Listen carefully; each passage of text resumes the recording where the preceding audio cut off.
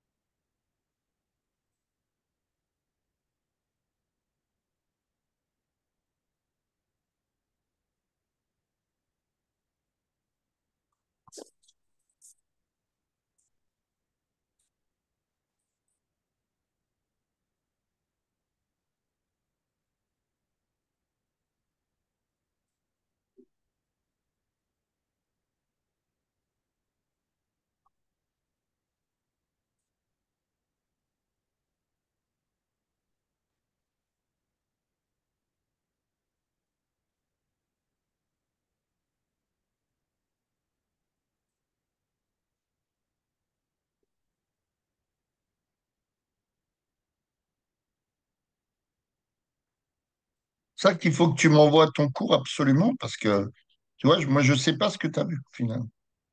En fait, il n'y a pas trop de cours, j'ai l'impression. C'est juste rempli d'exercices, quoi. Oui, mais il vous fait quand même bien une partie de cours. C'est pas possible de faire des exercices sans avoir un cours. Enfin, peu importe. Ce que tu as, faut que tu me l'envoies. Je préfère, à la limite, avoir le cours plutôt que les exercices parce que les exercices, moi, je peux les trouver. Ok.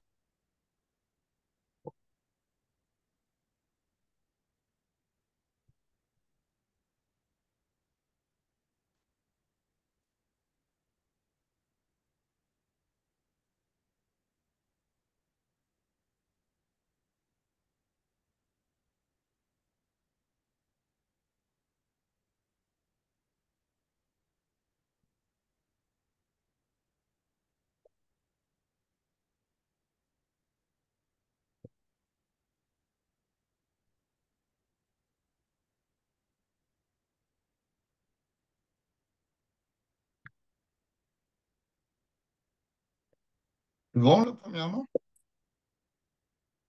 J'y arrive pas, je cherche dans mon cahier et tout, j'ai du mal.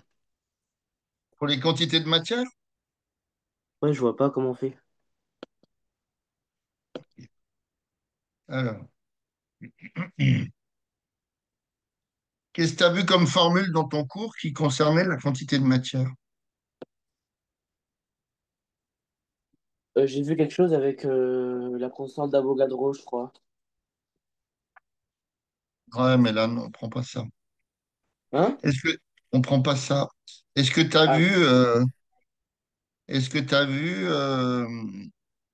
celle-là, tu l'as vu, la quantité de matière, c'est la masse de soluté sur la masse molaire du soluté. oui, ça j'ai vu. Tu as vu, ok. Bah, alors, on va regarder l'énoncé. Donc ici, j'ai des grammes, là j'ai des grammes, et là j'ai des grammes par mol. Et là j'ai des moles. Et il y en a une deuxième formule. Bon, on va la voir après. Donc, quand je regarde l'énoncé, qu'est-ce qui concerne le fer?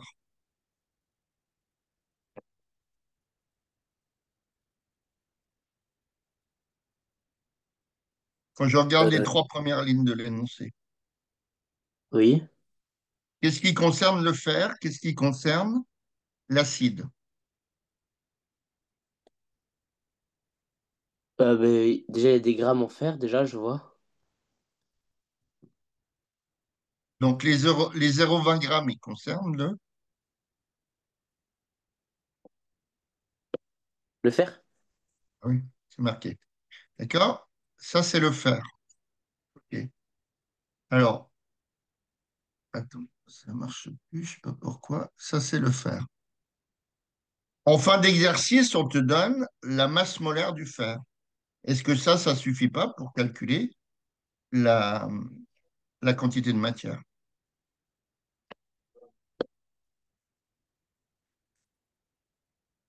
Ah, bah si. Voilà. Donc, on va calculer la quantité de matière. Donc, la quantité de matière, c'est la masse de fer.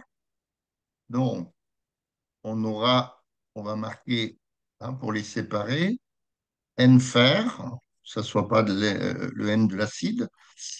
Euh, donc, c'est la masse. Donc, il y a combien?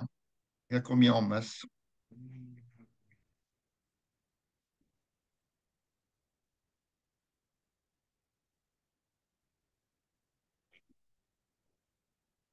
C'est quoi la masse du fer qui est mis en jeu dans la Mais réaction? ça. Ah, mais 0, 55,8 grammes. Non, la masse de Ah, fer. 0,20, pardon. Donc, c'est 0,20 divisé par, hein, que notre formule quantité de matière, c'est M sur grand M. Donc, divisé par combien? Attends, Par 55,8. la quantité de matière du fer, c'est 55,8. OK. Donc là, on peut trouver notre quantité de matière.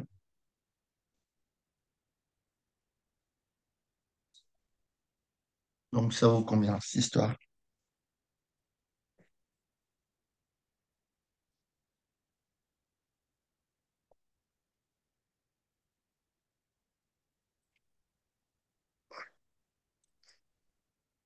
Alors, 0,2 divisé par 55,8.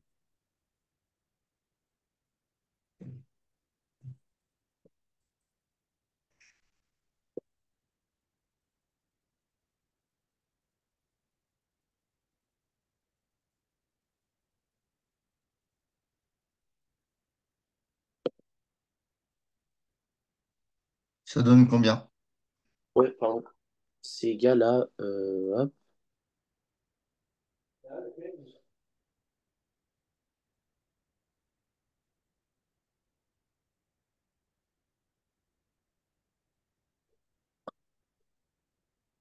0,20 divisé par 55,8. 3,58 fois 10 puissance moins 3. OK. Donc ça fait 0,0. Alors moi, enfin, mon portable me donne 0,0358. Donc ça fait bien. Ce que tu m'as dit, la quantité de matière du fer, c'est... Donc, si je multiplie par 1000 mon chiffre, donc je suis obligé de descendre pour rétablir la situation, une puissance 10-3. Donc, voilà notre quantité de matière, de fer. 3,58, 10-3 mol. Maintenant, est-ce que tu as vu ces notions de concentration molaire? Ah oui, oui, oui. OK. Donc, on te dit la concentration. Alors, je mets pas de M parce que on voit aussi la concentration massique. La concentration massique, c'est la masse sur le volume. Ça aussi, on le voit à un moment donné. Donc, moi, je le laisse comme étant C, concentration molaire. Donc, c'est la quantité de matière sur le volume, hein. Donc, pas juste savoir la formule, il faut savoir les unités.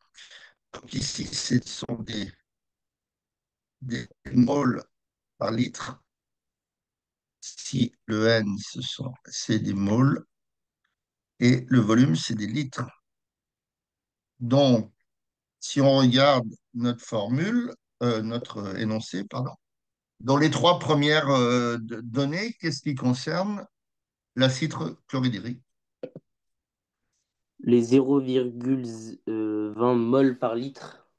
Voilà. Donc, on a une concentration de 0,20 mol par litre et est-ce que le volume de 10 millilitres, il va nous servir pour calculer la quantité de matière comment, De l'acide d'acide chlorhydrique, oui. chlorhydrique? Oui. Donc, ces deux données-là, ça peut concerner, hein, ça va concerner donc l'acide chlorhydrique, qui est symbolisé comme H+ la réaction. Donc, l'acide CHLORY. Attends, je ne sais jamais l'écrire celui-là. Ah, c'est un H encore.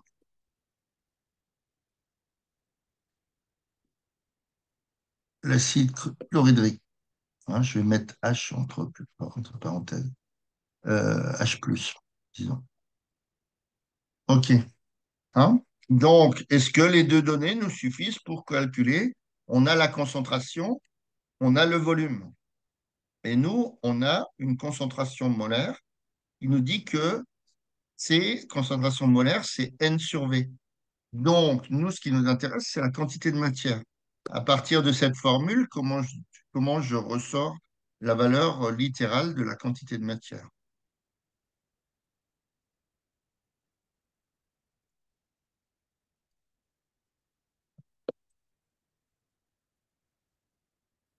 Bon, on fait N est égal V sur C.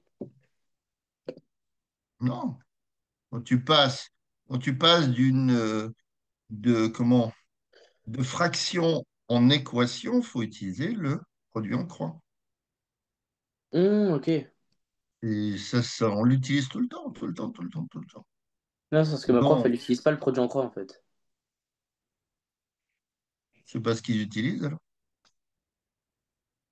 Alors, donc si on utilise le produit en croix, hein, le C peut dire que c'est toujours sur 1, hein. Dès on n'a rien en dessous, on peut le mettre sur 1. Ça va rien changer. Donc, on a C sur 1 égale N sur V. Donc, si on fait le produit en croix, ça fait N fois 1 égale,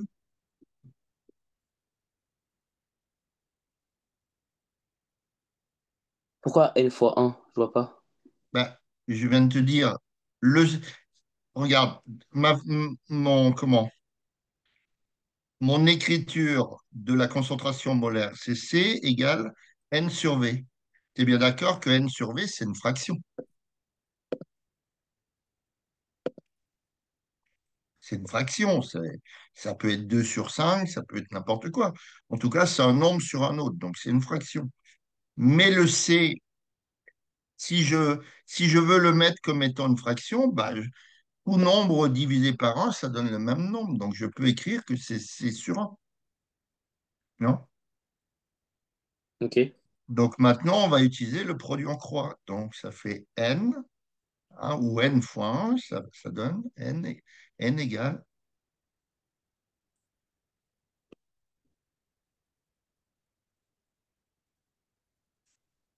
Ouais, du coup, ça va donner n est égal v divisé par c. Non, le produit en croix. Je fais la Oui, donc première. c fois v divisé par un. Oui, bon, disons qu'on a n fois 1, tu es d'accord?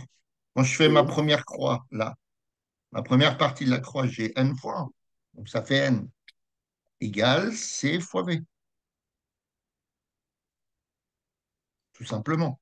Si tu veux diviser par 1, mais bon, ça ne changera rien au problème. OK. Alors, est-ce qu'on a notre concentration molaire dans l'exercice? Ça vaut combien?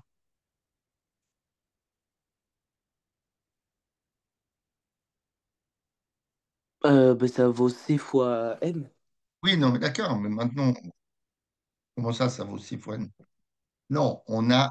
Qu'est-ce C qu'on fois v, pardon, cherche? oula. On cherche la quantité. Premièrement, on cherche les quantités de matière. On va tout mélanger. Donc, c'est les n qu'on cherche. Chaque réactif. Le premier réactif, c'est le fer. La partie gauche des réactifs, on est d'accord. Les produits, c'est le Fe2+, et le dihydrogène H2. Hein. Les produits sont à droite dans une équation chimique et les réactifs sont à gauche. Donc, je cherche les quantités de matière des réactifs, c'est-à-dire le Fe et le H+, ou l'acide chlorhydrique, si tu veux. Donc, maintenant, on a sorti, d'après la formule C égale N sur V, on a sorti N égale C fois V, avec le produit en croix. Donc, qu'est-ce que vaut ma concentration molaire en acide?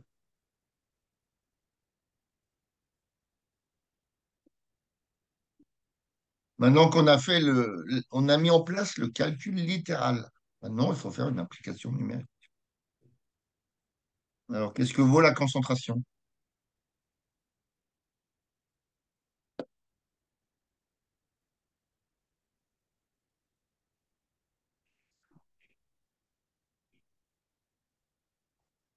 Elle équivaut à 2.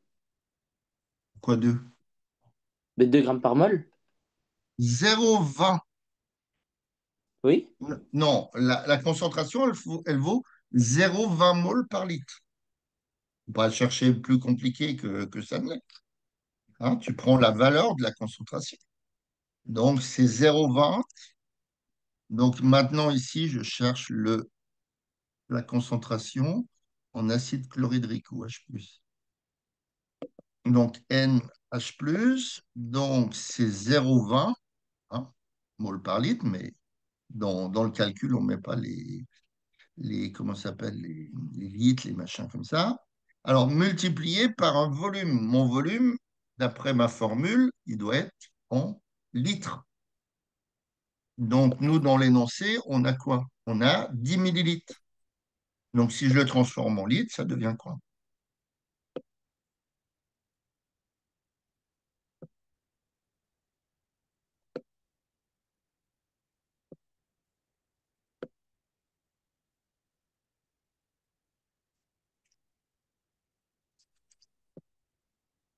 Quand j'ai des millilitres, là, il faut faire ton tableau, hein. Litres, décilitres, Oui, oui. centilitres, millilitres. J'ai 10 millilitres. Ça fait combien de litres? Si on fait le tableau, on ne peut pas se tromper. Ça fait 0,01 litre. Donc, ça fait 0,010 ou 0,01. Donc, on peut le mettre aussi en puissance de 3. Enfin, en puissance de 10, je veux dire. Donc, ça fait Ça fait combien?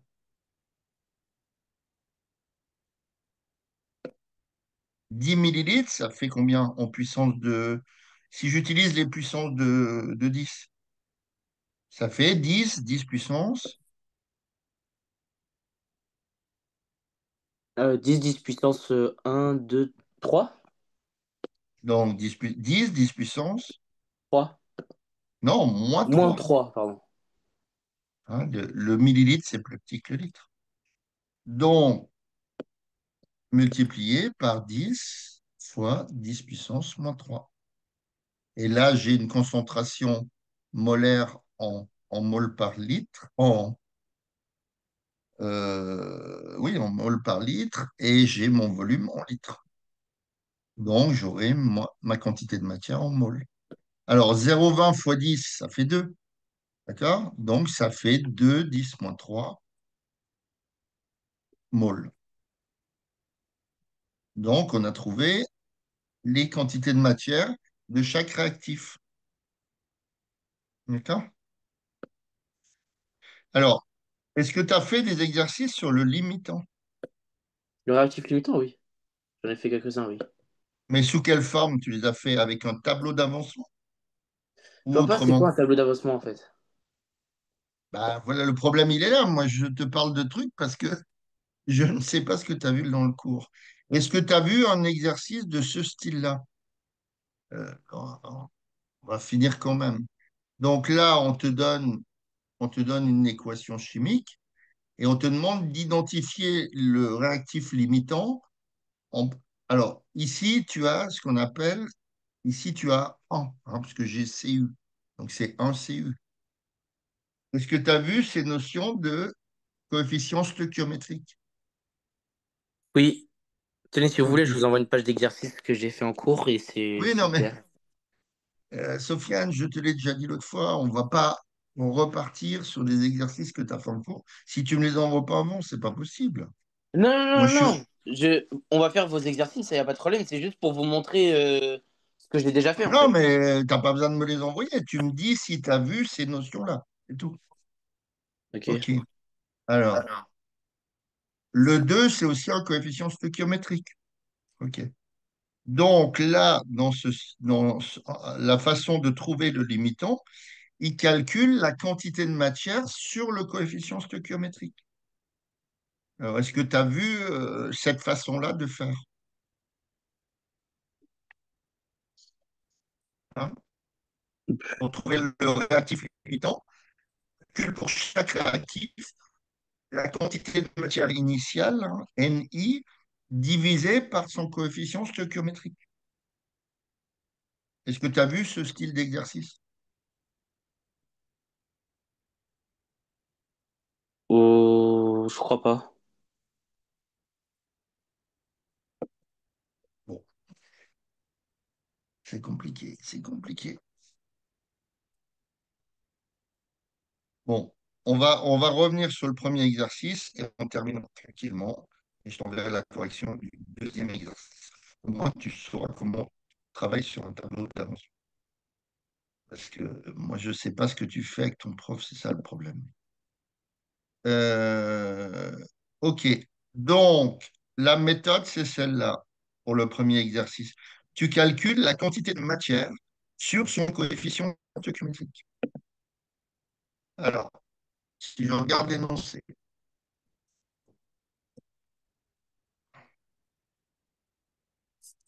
hein, identifier le réactif limitant à partir des quantités de matière initiale. Donc, on te donne la quantité de matière de cuivre.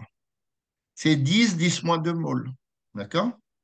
Donc, on va calculer cette quantité de matière, hein, la méthode elle est là, la quantité de matière sur son coefficient stoichiométrique. Donc, quel est dans cette équation-là le coefficient stoichiométrique du cuivre?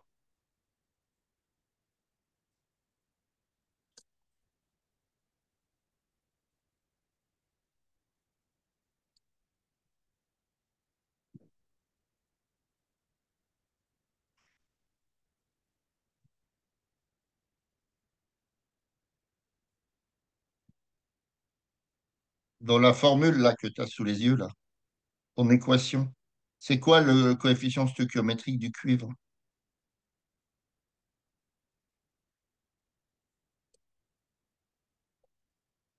1. C'est 1. OK. Donc là, dans l'exercice, il calcule la quantité de matière du cuivre divisée par 1. Hein. On te donne les quantités de matière, là, il n'y a pas à les calculer dans cet exercice-là. On nous les donne. Donc, c'est la quantité de matière initiale du cuivre, c'est 10, 10 moins 2 moles. Donc, je calcule NiCu sur 1. D'accord? Donc, ça fait 10, 10 moins 2 sur 1. Donc, ça fait 10, 10 moins 2 moles. On est d'accord. Maintenant, pour l'hydrogène, je fais la même méthode. Pour l'hydrogène, c'est le coefficient stoichiométrique, il est de combien? 2. Il est 2. Donc là, ils vont calculer pour les ions hydrogène la quantité de matière initiale, donc NiH+, divisé par 2. Hein. NiH+, c'est 4 10 moins 2 moles. Donc, je vais prendre 4 10 moins 2 moles divisé par 2. Donc, à la sortie, j'ai bien, j'ai bien 2 10 moins 2 moles. D'accord?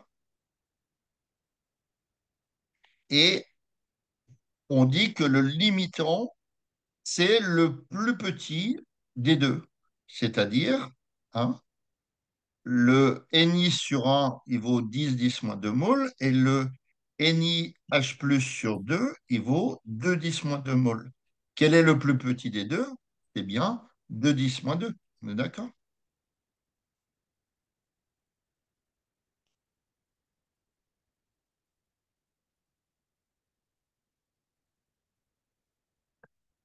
Si tu ne me réponds pas, Sofiane, je ne sais pas si tu as compris. Oui, oui, oui, j'ai compris, j'ai compris. Ah bah oui, mais il faut nous comprendre, alors. Donc, on est bien d'accord que le 2 10 moins 2, il est plus petit que le 10 10 moins 2. On est d'accord. Donc, on en déduit que l'hydrogène, c'est le limitant. Donc, voilà une première façon de faire, pour trouver le limitant. Et là, on va travailler ensemble sur comment je veux dire, le tableau d'avancement. Et on va retomber, enfin, si on prenait le même exercice, on retomberait sur la même chose, forcément. Mais bon, dans l'autre, on a un autre exercice. On a d'autres données, je veux dire. Donc voilà, après ça, ils te disent que les ions hydrogène sont totalement consommés parce que j'ai pris la plus petite valeur, c'est-à-dire Ni sur son coefficient stoichiométrique. Donc s'ils sont totalement consommés, ça veut dire qu'ils forment le réactif limitant.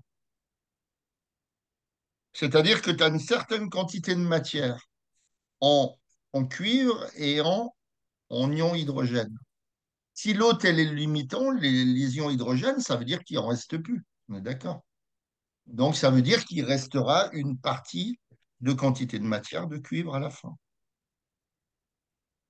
Et on dit que c'est le réactif qui est en excès, parce que c'est celui qui va rester à la fin de la transformation. Ok. Donc, là, on te fait, là, je te mets un petit truc pour retenir. Hein. Donc, on calcule pour chaque réactif la quantité de matière initiale sur son coefficient, sur son nombre stoichiométrique. Et le plus petit des deux, c'est-à-dire le plus petit rapport, hein, NiCu sur son coefficient stoichiométrique, donc sur 1, et l'autre, c'est Ni des ions hydrogène sur 2. Donc je prends le plus petit. En l'occurrence, c'est ici, c'était les ions hydrogène. Donc les ions hydrogène sont limitants et les autres sont en excès. Donc on va voir l'autre méthode pour calculer. Le problème, c'est que moi, je navigue un petit peu à vue, quoi, parce que je ne sais pas ce que tu as fait avec ton prof. Le problème est là, quoi. Déjà qu'il est compliqué, le prof, apparemment. Donc, si tu ne me donnes pas ce que vous avez fait en cours, c'est compliqué de travailler. Donc, on a. Alors, est-ce que tu as compris comment calculer pour le deuxième exercice, là, la quantité de matière en fer et la quantité de matière en acide, sous cette forme-là. Ouais. OK. Donc, après, on va créer ce qu'on appelle un tableau d'avancement pour trouver le limitant. Alors, comment on construit un tableau d'avancement? C'est pas très compliqué.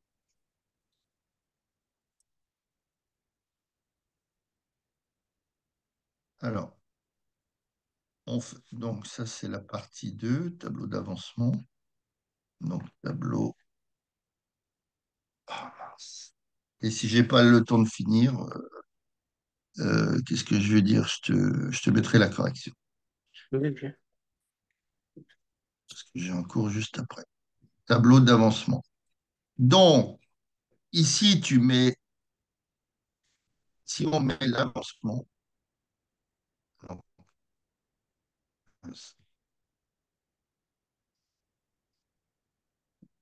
l'avancement, et là, tu mets ta réaction.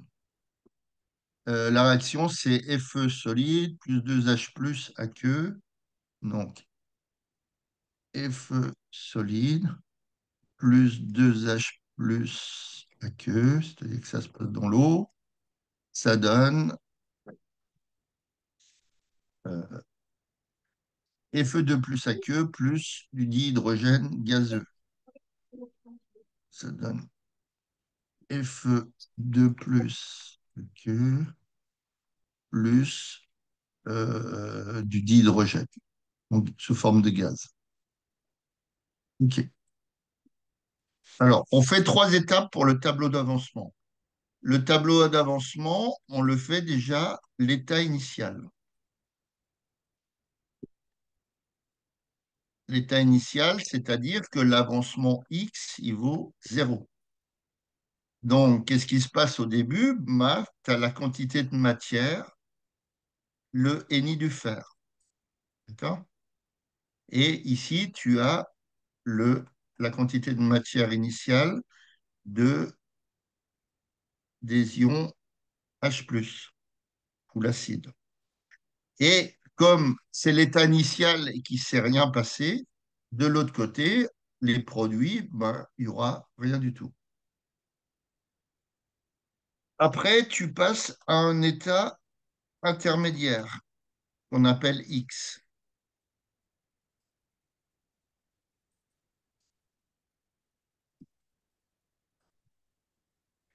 qu'on va appeler X. Hein, c'était le même juste avant, mais sauf que c'était l'état initial. Il ne s'était rien passé dans la réaction encore. Donc c'était X égale 0. Donc ici, ce qui va se passer, ce qui va rester comme quantité de matière, c'est le NiFe. Alors, moins X. Alors, regarde quel est le coefficient stoichiométrique du fer. C'est 1, d'accord? Oui. Donc, tu mets moins X si tu veux. Ici, tu vas avoir la quantité de matière et H+, et il va disparaître 2x. Pourquoi? Parce qu'il y a un coefficient. Le principe, il est là. Ne me demande pas de te l'expliquer, il est là. Donc, Ouais. pour construire un tableau d'avancement, hein, tu fais Ni moins 2x parce que tu as un coefficient. De l'autre côté, qu'est-ce qui va se passer, hein? Pour les produits, il va se passer quoi? Le coefficient stoichiométrique des ions Fe2+, il est de 1. D'accord? Donc, il va se produire X, une quantité de matière X. En H2, c'est pareil, le coefficient stoichiométrique, c'est 1. Donc, il va se passer X. Voilà. On va faire la même étape avec le X max, c'est-à-dire l'avancement maximal, qu'on appelle l'avancement maximal.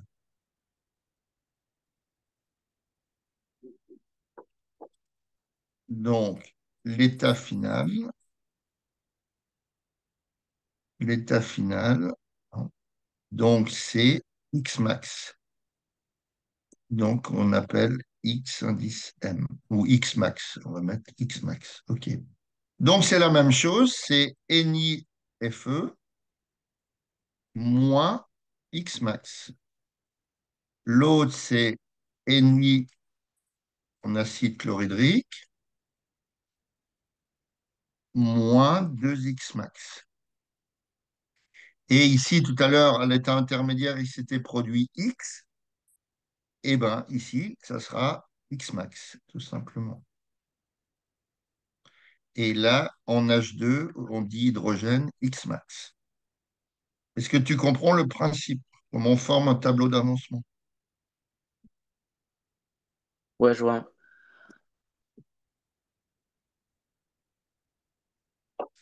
Tu comprends ou tu veux que je revienne dessus? Non, non, non, ça va, ça va. OK. Hein? Au début, tu as les quantités de matière initiale pour les réactifs à x égale 0. Et la réaction n'a pas commencé, si tu veux. Juste avant qu'elle commence, elle n'a pas commencé. Donc, il ne s'est rien produit de l'autre côté. Une fois que tu prends l'état intermédiaire, tu enlèves une quantité de matière, I, mais multipliée par le coefficient stoichiométrique qui est au niveau de chaque réactif. C'est pour ça qu'il y a NiH moins 2X, NiFe moins X. Et de l'autre côté, il va se produire, comme les deux coefficients stoichiométriques des produits, c'est 1, il va se produire X et X. Et tu as la même formule après en X max. C'est exactement la même chose. Et comment on trouve le plus petit, le limitant? Eh ben, c'est celui qui va avoir le plus petit X max. Et comme ça, c'est un peu le même principe que ce qu'on a fait tout à l'heure. Donc, on va supposer maintenant que les deux sont limitants, parce qu'on ne sait pas lequel c'est. D'accord? Donc, alors, NiFe, on avait trouvé combien? On avait trouvé 3,58, 10 moins 3. D'accord? Donc, on va supposer que les deux sont limitants, puisqu'on ne sait pas le plus petit X max qu'on va trouver. Alors, donc, si le FE est limitant, hein, s'il est limitant, ça veut dire qu'à la sortie, quand on aura atteint l'avancement maximal, on n'aura plus de quantité de matière en fer. Donc, ça veut dire que si je prends mon tableau d'avancement, j'ai NiFe moins Xmax égale 0. Donc, NiFe moins Xmax égale 0. Hein? NiFe, on a dit que c'était 3,58 10 moins 3. Donc, ça fait 3,58 10 moins 3 moins X max égale 0. D'accord? Donc ici, X max va valoir combien?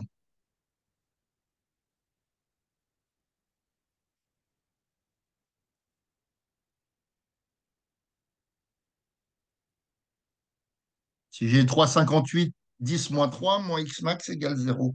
Donc je trouve X max vaut combien? Zéro. Non. Quoi? Tu passes le 3, soit tu passes le X max à droite qui devient plus X max. C'est une Ah, équation, hein. ok. Hein? Du coup, c'est égal à 3,58 fois 10. Voilà. 3. Ah, 3 moins X égale 0. Je passe le X à droite, ça fait X égale 3. Et c'est des maths, ça, hein. OK.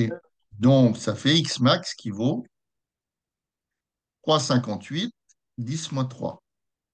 Pour le faire, on fait le même topo pour les ions H+, d'accord? Donc, si H+, est limitant.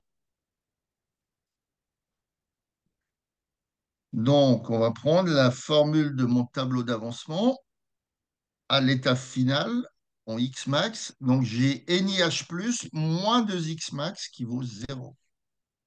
Donc, on arrive à NiH+, moins 2X max égale 0. OK. Alors, NiH+, on l'a trouvé comme étant combien? 2 10 moins 3. Oui. Hein? Hein, 0,20 fois 10, ça faisait 2, 10 moins 3. avec la puissance de 10 qu'on a mis. Donc, ça veut dire que 2 10, pardon, 2 10 moins 3, donc 2 10 moins 3, hein, le NiH+, moins 2x max égale 0. Donc, ça, ça veut dire que 2x max valent combien? Bah, c'est égal à 2 fois 3,58 fois 10 puissance moins 3. Non, mais on s'en fout du 3,58, ça concernait la quantité de matière du fer. On s'en fout de ça, du 3,58. Ah oui, oui, oui. Hein, maintenant, je prends la quantité de matière en acide chlorhydrique ou en H+. Donc, ça fait 2x max qui valent combien? Si je prends mon équation de maths, là, 2 10 moins 3 moins 2x max égale 0. 2x max qui valent.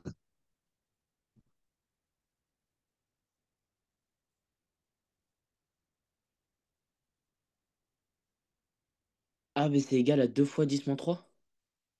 Donc, ça vaut 2 10 moins 3. Donc, j'ai 2x max vaut 2 10 moins 3.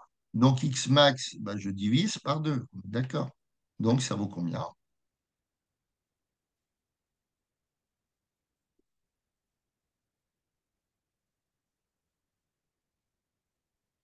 Si j'ai 2x max qui valent 2 10 moins 3, x max vaut.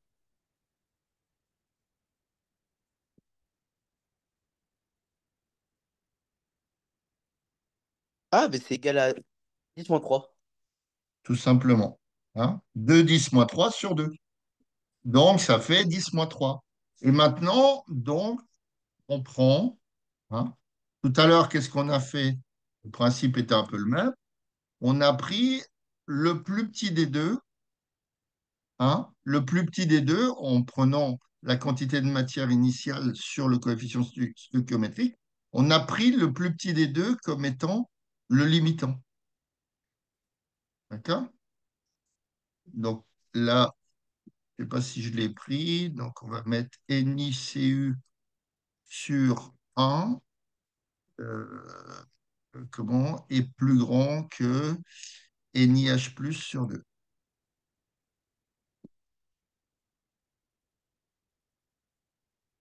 Voilà, hein. Il est plus grand. Donc, on va choisir. Hein. Donc, c'est le plus petit rapport. Hein, je vais te le mettre là. Le plus petit rapport donc, concerne le limitant. Concerne le limitant. Donc là, on avait vu que les ions, pas les ions, on avait vu que les H+ étaient le limitant. Donc là, c'est le même principe. Hein. On prend le plus petit X max dans un tableau d'avancement. Hein. On prend le pas le plus petit limitant, le plus petit X max. Le plus petit X max, donc, qui va concerner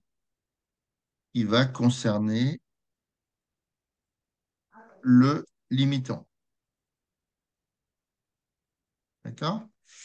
Donc, ça veut dire que l'avancement maximal de la réaction, hein, alors le plus petit X max, donc c'est bien les ions H, les H+, hein, donc H+, et donc le limitant. D'accord? Puisque je prends le plus petit X max. Tout à l'heure, on avait trouvé X max pour le fer, on avait trouvé que c'était 3,58 10-3 moles. Et là, on a trouvé 10-3 moles. Bon, 10-3, c'est plus petit que 3,58 10-3. Donc, ça veut dire que H+, c'est le limitant. OK? Donc, voilà deux techniques pour trouver le limitant. Après, moi, je ne sais pas ce que tu as fait avec ton prof. Ouais. Là est le problème. Hein. Moi, si je ne sais pas qu'est-ce que vous voyez en cours, c'est très compliqué. C'est comme quand on travaille en maths sur des probas. Hein. C'est bien beau de travailler sur des probas. Mais vous en êtes où dans la notion de proba? Je ne sais pas. Donc voilà, c'est pour ça qu'il faut que j'aille le cours. Alors, en déduire la valeur de l'avancement maximal, ben, on l'a trouvé, c'est 10-3. Identifier le réactif limitant, on a trouvé que c'était le H+. D'accord?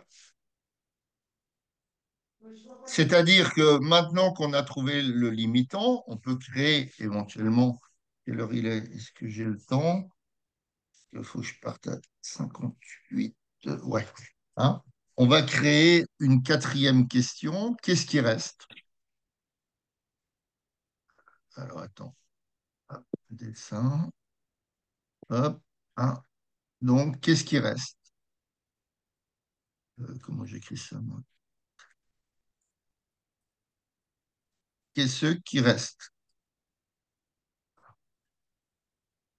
Hein. Donc, H+, c'est le limitant, tu es d'accord? Donc, il reste rien. C'est-à-dire que tout a été consommé. Il ne reste rien. Hein, puisque la réaction va s'arrêter, puisque il y a plus de H+. La réaction va s'arrêter. Au départ, il ne reste rien. D'accord? Maintenant, pour le Fe, au début, on avait combien? On avait 3,58, 10-3. D'accord? Et combien on réagit? Une quantité de matière X max de 10-3. C'est-à-dire qu'il va rester, hein, pour Fe, il va rester, donc il reste, donc ennemi, hein, de départ, moins X max. C'est-à-dire le 3,58 10-3, c'est ce qu'on avait trouvé, moins le X max qui concerne la partie limitante, enfin, c'est ce qui a réagi, quoi. Donc, moins 10-3. Donc, il reste 2,58. Hein. Moins 10-3, c'est 1 10-3. Il reste 2,58, 10-3 mol. Pour les produits, on a dit quoi pour les produits? On a dit que